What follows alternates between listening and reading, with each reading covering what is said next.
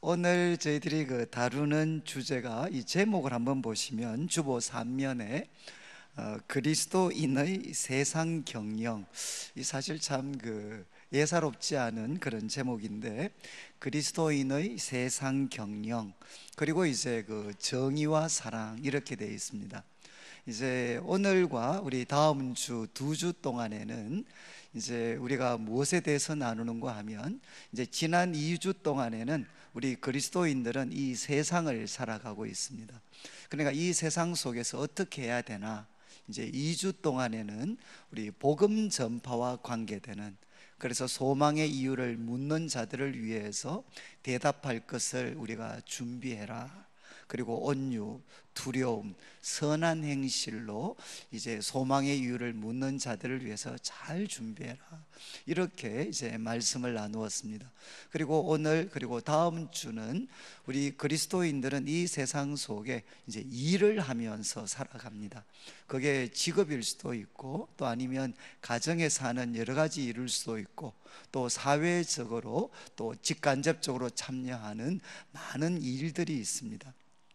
그래서 그 일들을 우리가 좀 어떻게 해야 되는가 하는 것을 우리가 한 2주 동안 좀 나누게 됩니다.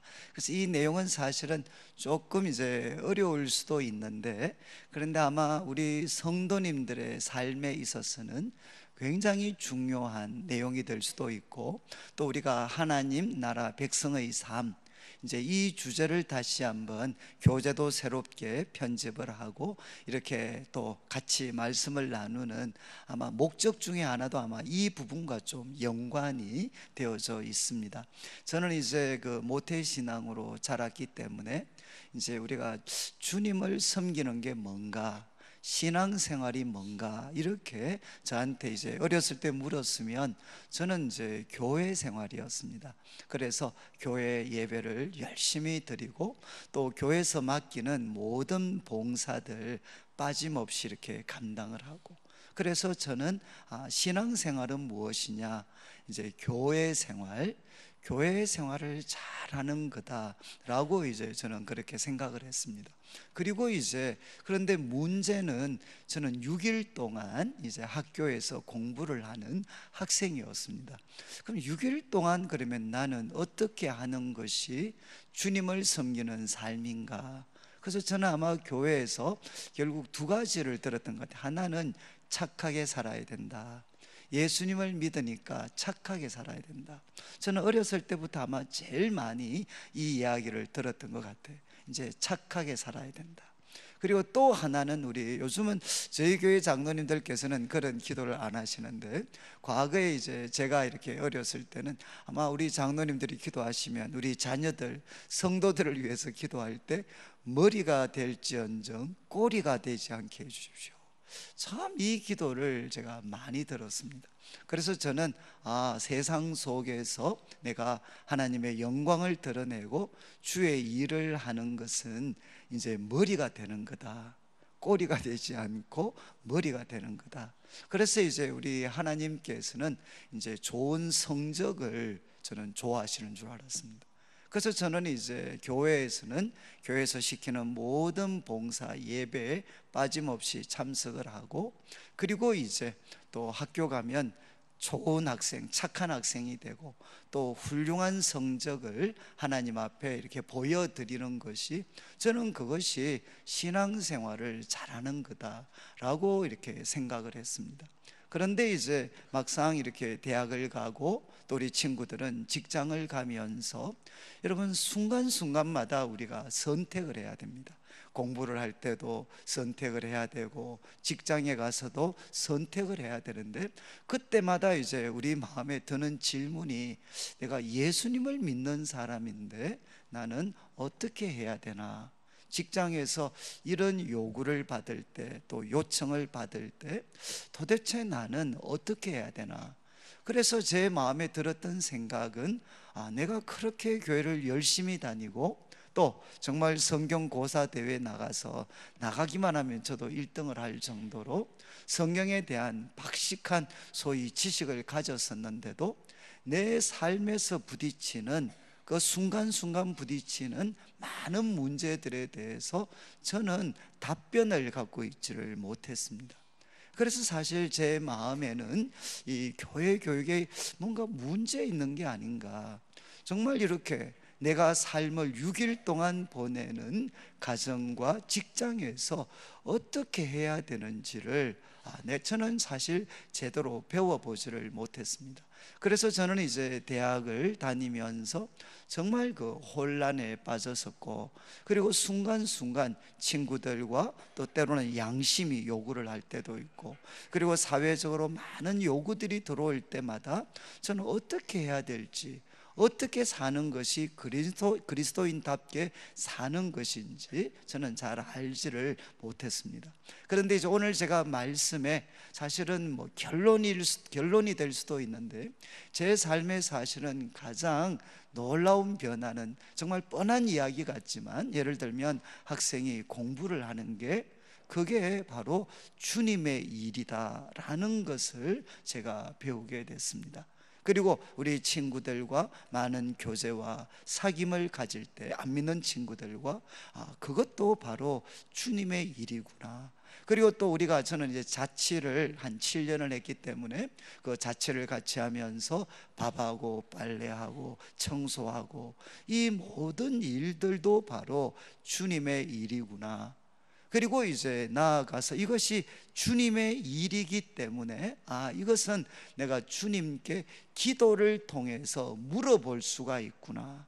그래서 하나님, 내가 공부를 할 때도 하나님께 물어볼 수가 있고, 그리고 우리가 직장에서 여러 가지 많은 일들을 맡을 때도 주님께 물어볼 수 있고, 주님께 도우심을 구할 수가 있고, 그래서 정말 교회와 관련된 일만이 주의 일이 아니라 우리가 가정에서, 직장에서, 또 사회적으로 하는 이 모든 일들이 바로 주님의 일이구나 하는 것을 제가 깨닫게 되었을 때, 아마 제 신앙적인 삶에 가장 그런 큰 변화들이 일어나게 된 것 같습니다. 그래서 이제 오늘과 또 다음 주는 아마 이와 관련된 내용을 말씀을 드릴 텐데, 오늘 이제 말씀은 좀 이론적인 그런 말씀이 될 것 같고, 이제 다음 주에는 우리가 하는 구체적인 노동, 또 직장과 관련해서 저희들이 좀 말씀을 드리게 됩니다. 그래서 먼저 오늘 그 주보 3면을 보시면, 이제 오늘 그 말씀은 크게 두 부분으로 이루어져 있습니다. 그래서 첫 번째는 뭔가 하면, 내가 그리스도인이 되어서 하나님 나라 시민이 된다라는 게 지금 이제 가정과 직장을 가지고 있는 나에게 이게 무슨 의미가 있나. 그러니까 하나님 나라 시민이 된 사람들에게는 가정, 직장, 그리고 사회적으로 하는 많은 일들이 어떤 새로운 가치를 갖게 되었나 하는 것을 저희들이 1번과 2번을 통해서 말씀을 좀 드립니다. 그리고 이제 3번과 4번에서는 우리가 하나님께서, 우리 그리스도인들이 우리 가정도 경영을 해야 되고, 직장도 결국 경영해야 되고, 그리고 사회의 여러 가지 크고 작은 모임도 경영을 해야 되는데, 이 경영을 누구를 본을 삼아야 되느냐? 하나님을 본을 삼아야 된다는 겁니다.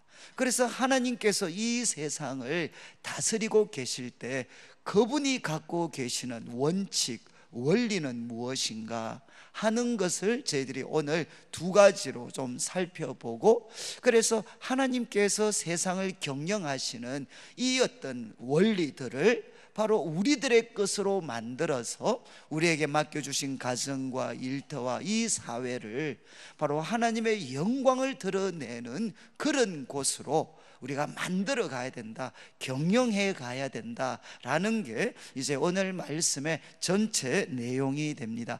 그래서 먼저 우리가 좀 이론적인 부분을 살피기 위해서 우리 자막에 창세기 1장 27절 28절 말씀이 나오게 되는데, 이 말씀은 뭐 잘 아시는 말씀이죠. 하나님이 자기 형상 곧 하나님의 형상대로 사람을 창조하셨습니다. 그러니까 하나님의 형상대로 사람을 창조하셨습니다. 그리고 이제 28절에는 하나님께서 그들을 창조하신 다음에 하나님이 그들에게 복을 주셨습니다. 복을 주시고 그리고 그들에게 명령을 하셨습니다. 명령. 어떤 명령을 하셨는고 하면 생육하고 번성하여 땅에 충만해라. 그러니까 먼저 이제 아담과 하와 두 사람에게 생육하고 번성하여서 땅에 충만해라. 그리고 또 땅을 정복해라.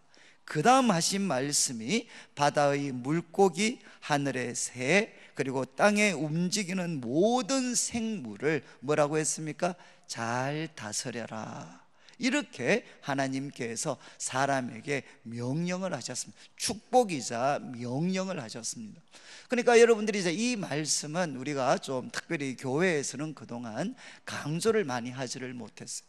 교회는 무엇을 강조했느냐? 이제 마태복음 28장 19절 20절, 우리 예수님께서 우리에게 주신 지상명령, 그러므로 너희는 가서 모든 족속으로 제자를 삼아 이제 아버지와 아들과 성령의 이름으로 세례를 주고 내가 너희에게 분반 모든 것들을 가르쳐 지키게 해라. 그러니까 지상명령에 대해서는 교회가 성도님들에게 많은 도전을 했고 헌신을 했습니다.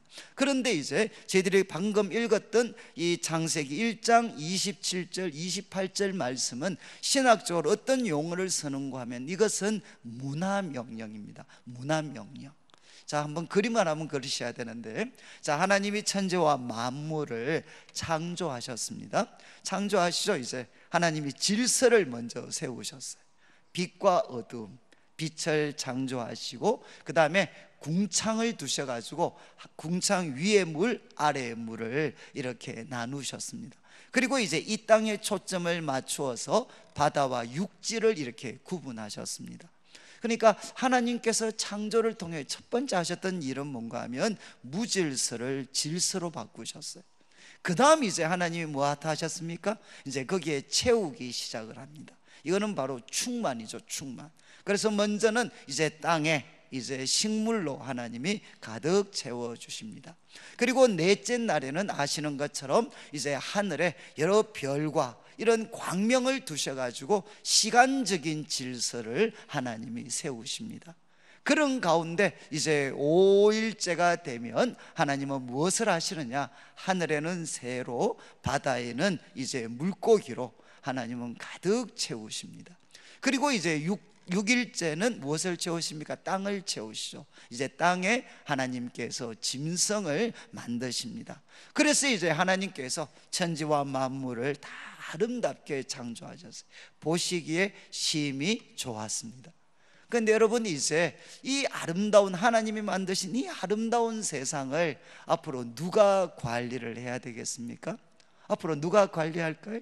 물론 자연적인 하나님이 자연적으로 세우신 법칙 질서에 따라서 이 세상들이 이렇게 또 굴러가겠지만 그 속에 이제 참 뭐 가축이나 이 모든 것들을 누가 관리해서 하나님이 만드신 이 세상이 얼마나 아름답고 영광스러운가 하는 것을 누가 이제 그걸 나타낼 수가 있겠습니까? 바로 하나님께서 이를 위해서 창조하신 존재가 누군가 하면 바로 사람입니다. 남자와 여자, 하나님이 사람을 창조하셨어요. 그런데 이런 목적으로 하나님이 사람을 창조하셨는데 다른 모든 피조물들과 가장 뚜렷한 차이가 뭐냐? 이게 이제 인간의 인간됨. 여러분, 인간의 본질이 뭔가? 다른 소위 말해서 동물들과 다른 생물들과 인간을 구분하는 결정적인 차이점이 무엇인가? 성경은 한마디로 이야기합니다. 하나님의 형상대로 만들어졌습니다. 여러분, 인간만이 하나님은 그분의 형상대로 사람을 만드셨습니다. 그래서 이 하나님의 형상은 뭐 신학자들이 많은 관심을 가졌습니다. 그래서 루트 같은 사람은 에베소서 4장의 말씀을 기초로 해서 의와 진리와 거룩이다. 그래서 이 하나님의 형상은 좁게 의와 진리, 거룩, 칼빈 같은 사람은 여기에 도덕적인 것뿐만 아니라 이제는 인간의 지성, 이성적인 능력에 대해서, 그리고 도구를 만들 수 있는 여러 가지 능력들에 대해서, 또 사회적인 어떤 여러 가지 부분에 대해서 언급을 했습니다. 그런데 어떻게 정의를 하든 간에 여러분, 이제 신학적으로 하나 합의가 된 것은 하나님 형상의 핵심은 뭐냐? 그게 도덕, 지성, 그리고 여러 가지 과학기술을 발전시킬 수 있는 능력이 있지만 하나님의 형상의 핵심은 뭐냐? 바로 창조주 하나님과 인격적인 교제를 나눌 수 있는 겁니다. 이게 바로 하나님의 형상, 바로 인간만이 할 수 있는 것이죠. 하나님과 이제 인격적인 교제를 나누어서 이제 뭐 해야 되겠습니까? 하나님이 이 세상을 다스리는 일을 사람에게 맡기셨습니다. 그러면 이걸 사람은 자기 뜻대로 하면 되겠습니까? 그게 아니죠. 하나님과 인격적인 교제를 통해서, 우리가 기도라고 하는 하나님과 대화를 통해서 하나님의 뜻대로 하나님이 만드신 이 아름다운 세상을 관리하고 개발할 그 책임을 하나님은 누구에게 맡기셨느냐? 바로 사람에게 맡기셨다는 겁니다. 그런데 이 계획이 왜 좌절이 되었습니까? 우리 이제 창세기, 우리 잘 아시는 말씀 그 3장 4절부터 나오는데, 특별히 이제 자막의 5절 말씀을 한번 보시면 이제 뱀이 이렇게 유혹하죠. 그 먹어도 안 죽는다. 그런 다음 먹는 날에는 눈이 밝아져서 하나님같이 되어 선악을 알 줄 하나님이 아심이라. 지금 뱀이 어떻게 유혹합니까? 이거 먹으면 너가 하나님같이 된다는 거예요. 하나님같이 되어서 선악을 알게 된다는 겁니다. 여러분, 선악을 알게 된다는 게 왜 중요하죠? 사람에게는 선악을 안다는 것은 뭔가 하면 선이라고 내가 알게 되면 뭐합니까? 그것을 행동에 옮깁니다. 그리고 악이라고 내가 인정하게 되면 그것은 행동하지 않습니다. 그래서 사람이 살아갈 때 내가 무엇을 해야 되고 무엇을 하지 않아야 되는가, 이것을 선택할 수 있는 게 뭔가 하면 선악을 분별하는 것이죠. 그런데 이제 사단이 이야기를, 이 뱀이 이야기합니다. 그 선악을 판단하는 기준을 누가 가지라는 겁니까? 너가 가지라는 겁니다. 여러분, 이제 아담과 하와가 선악을 알게 하는 나무 그 열매를 먹기 전에는 선과 악을 어떻게 구별했을까요? 어떻게 알아차렸겠습니까? 다른 게 아니죠. 하나님께 물어보는 거죠. 하나님께 물어봐서 하나님이 선이라고 하시면 그것은 선이고 행동에 옮깁니다. 그러나 하나님이 보실 때 악이라고 말하면 그거는 악이고 그리고 행동으로 옮기지 않았어요.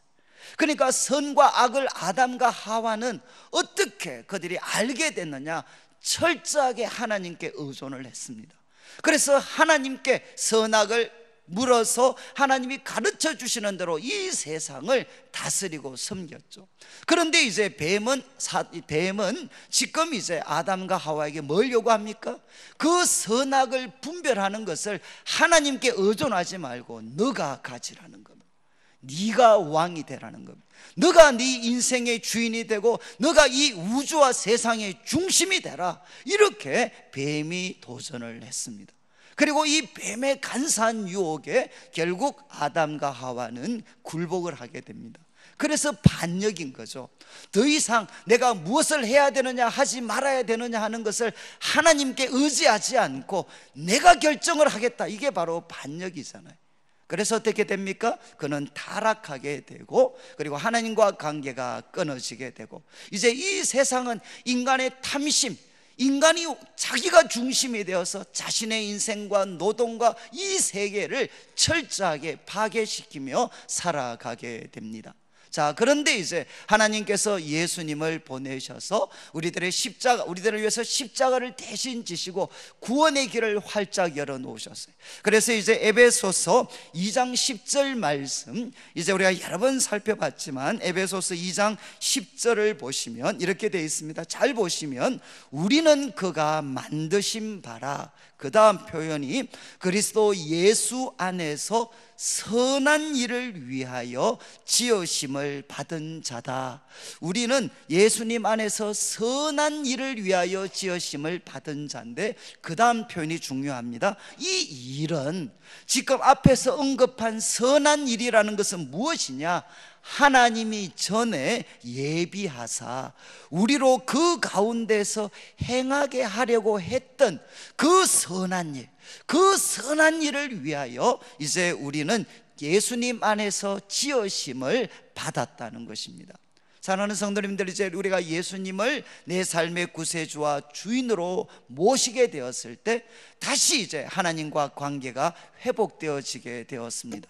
그래서 내 삶에 다시금 하나님과 예수님을 왕으로 모시고 하나님이 과거에 계획하셨던 그 선한 일을 행하며 살 수 있도록 하나님이 만들어 주셨죠. 그래서 이제 창세기에 나타난 이 하나님, 세상을 다스려라, 이 명령은 이제 예수님 안에서 오늘을 사는 우리 성도님들의 것이 되었다는 겁니다. 자, 그런데 이제 한번 생각을 한번 해보시면, 저를 보시면서요, 지금 만약에 아담과 하와가 타락을 하지 않았다고 한번 생각해 보십시오. 그래서 역사가 오늘까지 쭉 흘러왔다고 생각을 해보시면 어떻게 되겠습니까? 거기에 이제 식당도 있고 또 예술도 있고 학교도 있고 다 있겠죠. 다 있지 않겠습니까? 여러분, 이제 하나님이 만드신 이 아름다운 세상, 사람이 참 타락하지 않았다면 정말 하나님의 영광을 드러내고, 그리고 이곳에 있는 사람들과 모든 생물들까지도 복되고 행복한 그런 삶을 살게 됐겠죠. 살고 있었겠죠. 그러면 여러분, 이 아름다운 세상, 하나님이 하나님께 영광이 되고 세상을 복되게 하는 이 아름다운 세상을 누가 이렇게 만들었겠습니까? 누가 만들었을까요?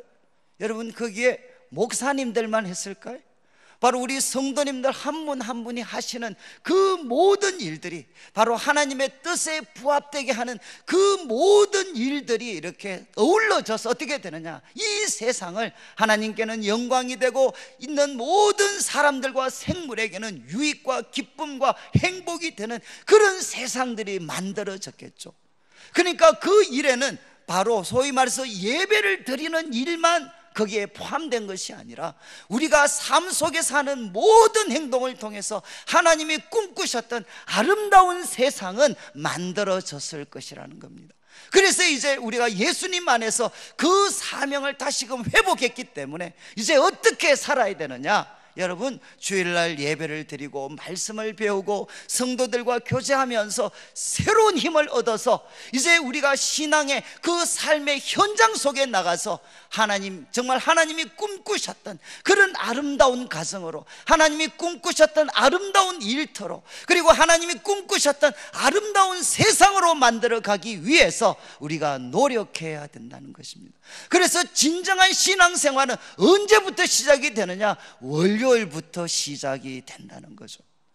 여러분, 그래서 이제 오늘 우리가 이런 내용들을 가지고 3번을 한번 보시면, 이제 하나님은 그러면 세상을 다스릴 때 어떤 특징적인 모습을 갖고 계시나? 시편 89편 14절, 이제 여기에 이렇게 나옵니다. 자막이 나올 텐데, 의와 공의가 주의 보좌의 기초라, 그리고 인자함과 진실함이 주 앞에 있습니다. 그러니까 주의 보좌의 기초가 뭐냐? 의와 공의라는 거죠. 하나님이 보실 때 바른 관계가 바로 의입니다. 의. 그런데 이 의가 뒤틀려지면 반드시 거기는 희생자가 나오게 됩니다. 그래서 그 의를 바로 잡는 것이 무엇인가 하면 정의입니다. 정의. 그래서 한 의와 정의가 주의 보좌의 기초고, 그 다음 인자함과 진실함이 주 앞에 있습니다. 여기 인자함은 뭔가 하면 언약적인 사랑입니다. 언약적인 사랑. 그래서 대부분 영어 번역은 그냥 love로 많이 번역을 합니다. 그러니까 하나님 나라의 그 보좌의 기초는 정의고, 그리고 누가 하나님을 섬기고 있나? 사랑이 그 하나님을 잘 섬기고 있다는 것입니다. 그러니까 하나님이 세상을 경영하시고 다스릴 때 두 가지의 뚜렷한 원리가 있는데 그것은 바로 정의와 사랑이라는 거죠. 자, 그래서 이제 시편 85편 10절에서도 시인이 이렇게 묘사를 합니다. 9절 내용은 정말 영광이 우리 땅에 머물 것이다. 하나님의 영광이 우리 땅에 머물게 되면 어떤 세상이 펼쳐질 것이냐. 10절에 인애와 진리가 같이 만나게 될 거다. 여기 인애는 바로 사랑입니다. 사랑. 인애와 진리가 같이 만나고 의와 사랑이 서로 입을 맞추게 될 것이다. 그러니까 정의와 사랑이 서로 공존하고 입을 맞추는 그런 세상이 될 것이다. 이렇게 시편의 기자는 노래를 하고 있습니다. 그래서 하나님께서는 세상을 다스리실 때 바로 이 정의와 이 사랑을 가지고 하나님은 다스리고 계십니다. 그래서 4번에서 나오는 구절들은 이제 정의와 관련된 그 구절들을 제가 이제 한 4개, 3개 정도로 묘사를 했는데 그냥 한번 자막이 나오니까 제가 한번 읽어드리겠습니다. 이제 자막에 보면 이제 시편 9편 8절이 나옵니다. 이렇게 되어 있습니다. 공의로 세계를 심판하시며 정직으로 만민에게 판결을 내리시도다. 그리고 9절에 이런 표현이 있습니다. 여호와는 압제를 당하는 자의 요새가 되신다. 하나님은 공의로 판결을 하시고 부당하게 압제당하고 있는 사람에게는 하나님이 요새가 되신다. 그리고 12절에 이런 말씀이 있습니다. 피 흘림을 신문하시는 이가 그들을 기억하시며, 그러니까 부당하게 무죄한 자의 피를 흘리면 하나님이 복수하시겠다는 겁니다. 가난한 자의 부르짖음을 잊지 아니하시는 분이시다. 여러분, 구약 선지서에서, 구약의 역사에서 가장 강조되는 표현이죠. 하나님은 누구시냐? 공의의 하나님이십니다. 정의의 하나님이십니다. 그리고 또 압제당하는 자들, 그리고 무죄한 자의 피를 흘리는 자들을 하나님은 용서하시지 않습니다. 가난한 자의 부르짖음을 하나님은 반드시 귀담아 들으시는 분이십니다. 그래서 유명한 아모스 5장 24절, 이제 이거는 뭐 워낙 정치인들이 많이 인용하는 말인데, 오직 정의를 물같이 공의를 마르지 않는 강같이 흐르게 할지어다. 정의를 물같이 공의를 하수같이 그렇게 흐르게 해라. 아모스 선지자가 북쪽 이스라엘을 향해서 끊임없이 도전했던 말씀. 그리고 이제 야고보서, 보통 구약의 신약의 아모스라고 불리는 야고보가 5장 1절에 이런 이야기를 합니다. 들으라 부한자들아, 너에게 임할 고생으로 말미암아 울고 통곡해라. 부자들 보고 통곡하라고 이야기합니다. 4절 이유는 뭔고 하면, 보라 너희 밭에서 추수한 품꾼에게 주지 아니한 삭시 소리 지르며 그 추수한 자의 우는 소리가 만군의 주의 귀에 들렸다. 이런, 왜 지금 사람들이 울고 있고 주님을 향해 소리 지르고 있습니까?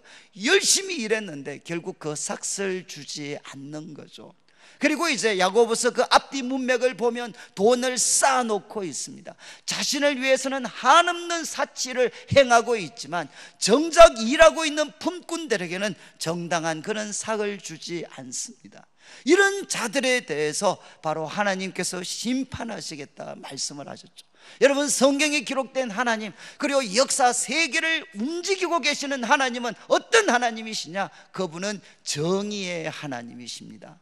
그리고 또 하나, 이제 하나님께서는 정의의 하나님이실 뿐만 아니라 사랑의 하나님이십니다. 그래서 참고 9절, 이제 출애굽기 34장 6절 이 말씀은, 여러분, 이스라엘 백성들이 금송아지를 만들어 가지고 하나님과 관계가 끊어졌습니다. 그런데 이제 모세의 중보를 통해서 하나님과 다시금 하나님이 함께 하시겠다 약속했어요. 그리고 이제 모세가 도전합니다. 하나님, 하나님의 영광을 한번 보여주십시오. 그때 하나님께서 모세의 곁을 지나가십니다. 34장 6절에 여호와께서 그의 앞으로 지나가시면서 이제 선포하십니다. 하나님이 누구신지를 선포하셔요. 여호와라 여호와라, 자비롭고 은혜롭고 노하기를 더디하시고 인자와 진실이 많은 하나님이시다.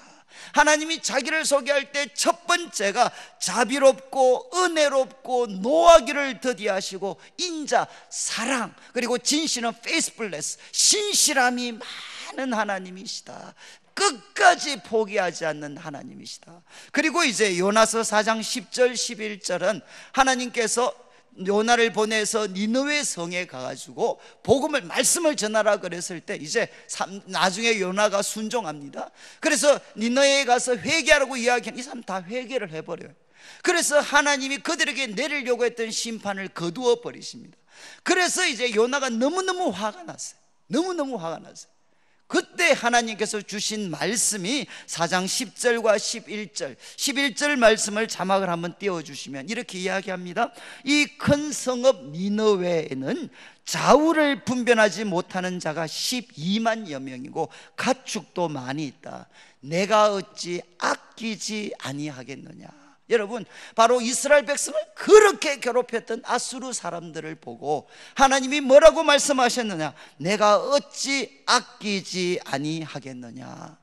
그리고 이제 마태복음 5장 44절 45절 정말 유명한 구절인데 이렇게 나와 있습니다. 나는 너에게 이르는데 너희 원수를 사랑하고 너희 박해하는 자를 위하여 기도해라. 정말 유명한 말씀이죠. 원수를 사랑하고 박해하는 자 위해서 기도해라. 그 다음 45절 이같이 하면 하늘에 계신 너희 아버지의 아들이 될 거다. 우리가 원수를 사랑할 때 바로 하늘에 계신 아버지의 아들이 되는데, 왜냐하면 하나님은 그 해를, 참 이게 하나의 좀 우스운 하나의 그런 말씀이죠. 하나님이 그 해를 악인과 선인에게 비추신다. 그리고 비를 의로운 자와 불의한 자에게 내려주신다.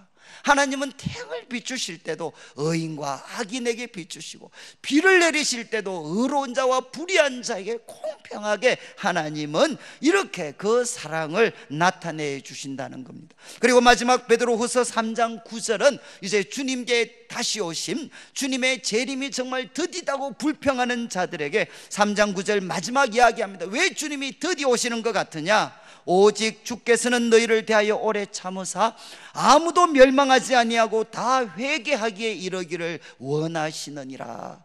하나님은 왜 그분의 오심을 이렇게 우리가 볼 때 늦추시는 것 같습니까? 그 이유는 우리가 아무도 멸망하지 않고 다 회개에 이르게 하기 위해서 하나님은 기다리고 계신다는 것입니다. 여러분, 하나님은 정의의 하나님이시지만 하나님은 동시에 사랑의 하나님이십니다. 여러분, 이 하나님의 정의와 이 하나님의 사랑이 가장 극적으로 통합되는 장면이 있습니다. 그게 무엇이겠습니까? 바로 예수님의 십자가입니다. 예수님의 십자가. 여러분, 예수님의 십자가에 누가 달리셨죠? 하나님의 아들이 달리셨어요. 그런데도 예수님은, 하나님은 어떻게 하셨습니까? 예수님이 절규하셨잖아요.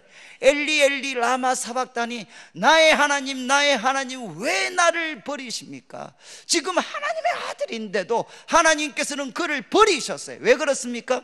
바로 세상의 죄를 향한 하나님의 불타는 진노, 그 의로운 진노 때문에 하나님은 어떻게 하셨습니까? 예수님을 버리셨어요.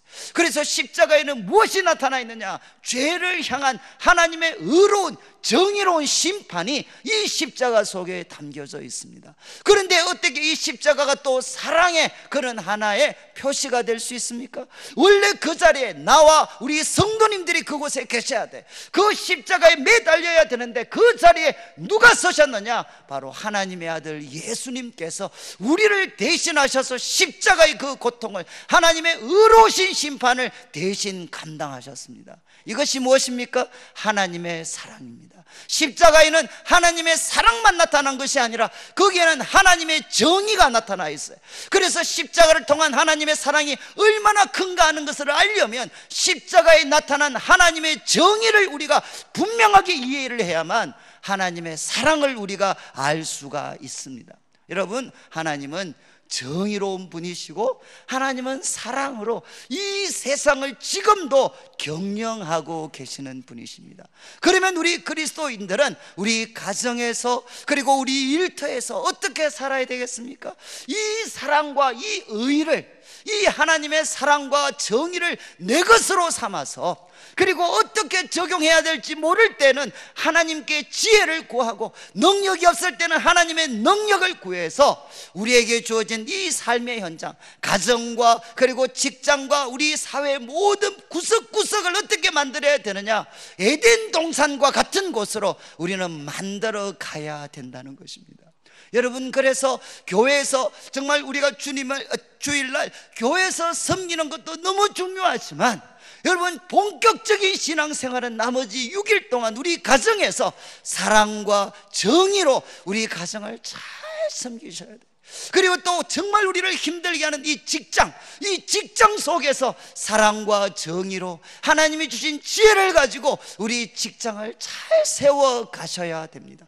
그리고 이 세상, 이 사회의 여러 가지 모습들을 하나님의 사랑, 그리고 하나님의 정의, 하나님의 지혜를 가지고 잘 세워 가야 된다는 거죠. 저는 이제 제가 한두 분만 좀 소개를 해드리겠는데, 여러분, 참 지금 우리 한국 사회는 지금 이렇게 뭐 사업하시는 분들, 자영업 하시는 분들은 정말 어려우시죠. 그리고 이제 정말 예수 믿는다고 뭐가 다른가? 저는 제가 이렇게 우리 한국에 많은 크리스찬 사업가들이 있지만, 그것도 제가 이렇게 청년 때부터 변함없이 존경했던 분은 한 분입니다. 이제 유한양행에 우리 창업하셨던 유일한 박사입니다. 유일한 박사. 한번 나중에 여러분들이 그분 자료를 한번 보시면 정말 이분이 이제 미국에서 그 청교도 신앙에 근거해서 정말 잘 훈련되어져서 이제 한국에 오셔서 유한양행을 세우셨을 때 정말 그분과 관계되는 뭐 일화가 너무너무 많죠. 정말 이렇게 납세와 관계되는 거 정말 투명하게 정직하게 그렇게 했습니다. 그럴 때 이제 많은 분들이 아니 그러면 망하지 않냐, 그럴 때 이분이 하신 말씀이, 우리가 이 땅에서 정말 하나님의 말씀을 지키고 투명하고 정직하게 사업을 하면서도 살아남으려면 우리에게 뭐가 필요하냐, 우리 그리스도인이 가진 무게는 두 가지다. 하나는 성실과 창의력이다. 성실, 우리 그리스도는 성실합니다. 또 하나는 무엇이냐, 창의력. 바로 하나님과 의사소통하면서 하나님과 인격적인 교제를 나누는 사람들만 가질 수 있는 게 뭐냐, 하나님이 주신 창의력, 다른 말로 하면 하나님이 주신 아이디어, 이것이 우리 그리스도인이 가지고 있는 최고의 무기라는 것입니다. 그래서 이분은 하나님이 주신 아이디어를 의지해서 그 참 이렇게 사업장을 일구셨고요. 그리고 이제 참 이분은 아낌없이 정말 이 모든 소위 경제적 이윤을 누구를 통해서 얻었습니까? 백성들을 통해서, 우리나라 국민을 통해서 얻었기 때문에 바로 이 재산은 내가 삶을 마무리할 때 돌려줘야 된다. 그래서 다 재산을 환원했어요. 그리고 이분의 가장 탁월한 게 정말 그 옛날에 여러분 이 어떤 자기 사업을 자기가 마무리하면서 전문 경영인에게 다 맡겼습니다. 그러니까 저는 참 이렇게 유일한 씨, 모든 사람들이 그 배경 밑에는 바로 하나님을 믿는 믿음이 있다는 걸 누구도 부인할 수가 없어요. 그랬을 때 그분 참 이렇게 깨끗하게 정말 멋있게 사업하셨어요.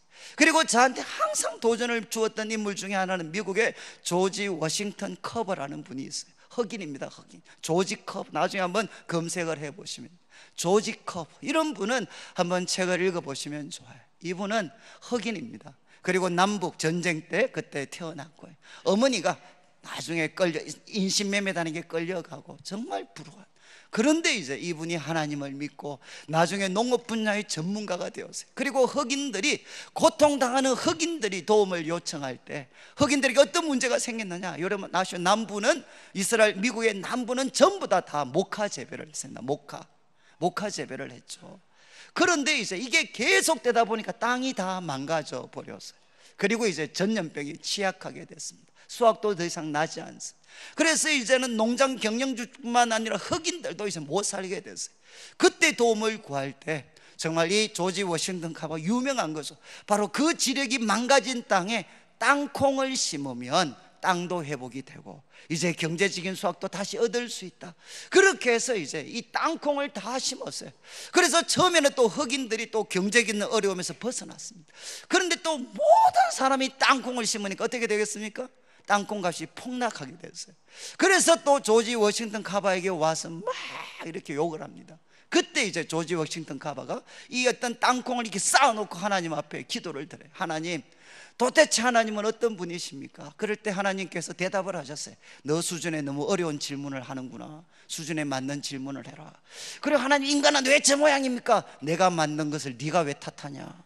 그리고 나서 마지막에 열받아서 조지 워싱턴 카바가 마지막으로 이 땅콩을 딱 치면서 하나님, 이 많은 땅콩 어떻게 하시겠습니까? 그때 이제 하나님께서 이제야 네 수준에 맞는 질문을 하는구나. 실험실에 들어가라. 그래서 그 땅콩을 가지고 100가지가 넘는 제품을 만들어내. 정말 그 시대에 이 땅콩으로 마가린부터 화장품부터 약품까지 이분이 안 만드시는 게 없었어요. 그렇게 해서 어떻게 합니까? 이 많은 땅콩을 다 소비할 수 있도록 그렇게 길을 만들어줘요. 그래서 미국 역사가들은 희한하게도 링컨은 흑인들을 정치적으로 해방시켰지만 정말 조지 카바는 이 흑인들을 경제적으로 해방시킨 사람이다. 하나같이 이야기를 해요. 그리고 그가 나중에 미국 국회에서 연설을 할 때 있잖아요. 연설을 할 때 사람들이 물어요. 당신의 그 탁월한 그 지혜는 어디서 나왔습니까? 그때 이분이 책한권 보여주면서 성경에서 나왔습니다. 아니, 성경에 땅콩 키우는 것도 나옵니까? 이러니까 이분이 땅콩 키우는 것뿐만 아니라 인간 바로 되는 것까지 다 나옵니다. 이렇게 대답을 했어요. 여러분 한번 보시죠. 저는 참 우리 성도들이 하나님이 우리에게 주신 엄청난 보물은, 여러분 교회 생활 열심히 해서 그냥 복 받는 그 정도가 아니라 우리가 일하고 있는 모든 영역들, 그게 공부든 직장이든 무슨 일이든 우리가 하는 모든 영역을 누구와 같이 의논할 수 있느냐? 하나님과 의논할 수가 있습니다. 하나님이 어떻게 하면 좋겠습니까? 시험을 칠 때도 아니면 공부를 할 때도 어떻게 하면 좋겠습니까? 직장이 벽에 부딪힐 때도 하나님 어떻게 하면 좋겠습니까? 사랑과 공의 그리고 지혜, 하나님 저에게 길을 가르쳐 주십시오. 여러분, 세상은 이런 사람을 지금 기다리고 있습니다. 하나님의 지혜, 하나님의 사랑, 하나님의 정의를 가지고 새롭게 일하는 사람들을 한번 보고 싶어 하는 거죠. 오늘 말씀을 마무리하면서 저는 우리 성도님들, 이제 우리 그리스도인들은 정말 주일날 교회를 섬기는 것으로 끝나는 사람이 아닙니다. 하나님께서 처음부터 갖고 계셨던 그 놀라운 교회, 이 아름다운 세상을 아름다운 사람을 통해서 하나님의 영광을 드러내고 이 세상을 복되게 하는 그 놀라운 일들을 우리 그리스도인들이 이제 할 수 있도록 하나님은 만들어 주셨어요. 제가 마지막 도전하기는, 여러분 우리 하나님은 사랑의 하나님, 정의의 하나님이십니다. 이 하나님을 말씀을 통해 배워갈 때 이것은 단순히 신앙생활 열심히 하는 것으로 끝나는 게 아니라 내 삶의 모든 영역에 하나님이 주신 지혜와 통찰력을 제공할 수가 있습니다. 저는 우리 성도님들이 하나님의 말씀을 통해 그리고 기도를 통해서 정말 우리 삶의 연장에서 내가 부둥켜 안고 있는 우리 가정, 우리 직장, 이 사회를 주님 앞에 씨름하면서 하나님, 내가 어떻게 경영해야 됩니까? 하나님 저에게 길을 가르쳐 주십시오. 그래서 이 시대 가운데 길이 없는 곳에 길을 만들어 갈 수 있는 우리 성도님들 되시기를 주님의 이름으로 축원합니다.